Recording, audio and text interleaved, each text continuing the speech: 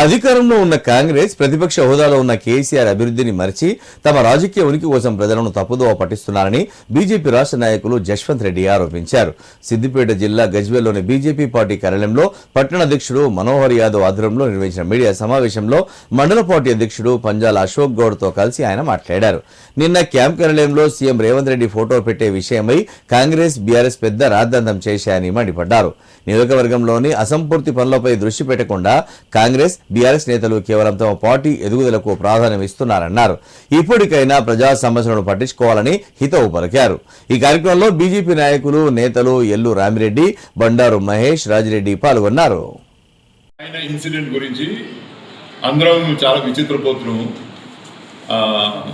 అసలు ఏది కాంగ్రెస్ కార్యకర్తలు పోయి అక్కడ సీఎం గారి ఫోటో పెడతామని పోవడం, అది యాక్చువల్గా లీగల్గా ఎవరికి హక్కు లేదు. ఎవరైతే మెయింటైన్ చేస్తుందో పర్సనల్ యూజ్ ఆఫ్ ఎమ్మెల్యే అది గవర్నమెంట్ మెయింటైన్ చేస్తుంది. గవర్నమెంట్ ప్రొవైడ్ చేసింది సర్వీస్.